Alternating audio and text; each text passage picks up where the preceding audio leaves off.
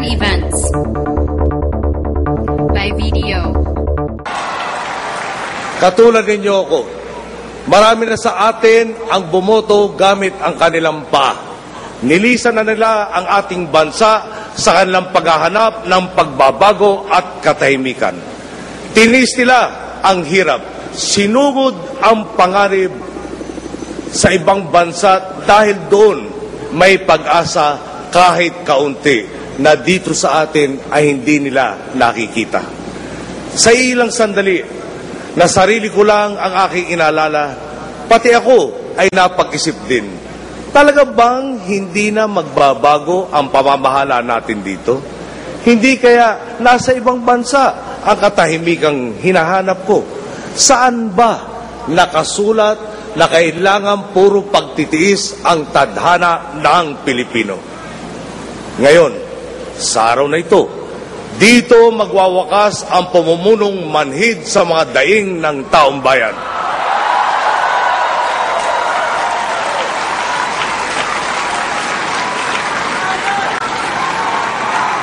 Hindi sinoy-noy ang gumawa ng paraan. Kayo ang dahilan kung bakit ngayon magtatapos na ang pagtitiis ng sambayanan. Ito naman po ang umpisa ng kalbaryo ko. Ngunit kung marami tayong magpapasa ng krus, ay kakayanin natin ito, gaano mang kabigat. Sa tulong ng wastong pamamahala sa mga darating na taon, may ibsan din ang marami nating problema. Ang tadhana ng Pilipino ay babalik sa tamang kalagyan, na sa bawat taon, pabawas ng pabawas ang problema ng Pinoy. Nagsusumikap at may kasiguruhan sila na magiging tuloy-tuloy na ang pagbuti ng kanilang sitwasyon. Kami ay narito para magsilbi at hindi para maghari. Ang mandato ninyo sa amin ay pagbabago, isang malinaw na utos para ayusin ang gobyerno at lipunan mula sa pamahalang iilan lamang ang nakikinabang. Sa isang pamahalang kabutihan ng mamamayan ang pinangangalagaan. Ang mandatong ito ay isa kung saan kayo at ang inyong Pangulo ay nagkasundo para sa pagbabago.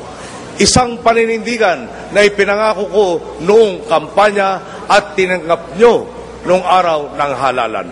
Sigaw natin noong kampanya, kung walang kurap, walang mahirap.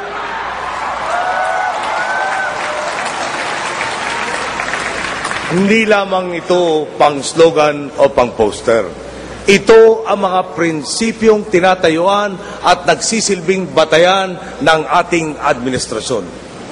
Ang ating pangunahing tungkulin ay ang magsikap na maiangat ang bansa mula sa kahirapan sa pamamagitan ng pagpapairal ng katapatan at mabuting pamamalakad sa pamahalaan.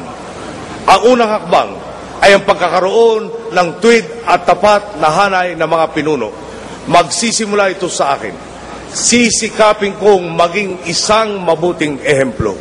Hinding-hindi ko sasayangin ang tiwalang ipinagkaloob ninyo sa akin.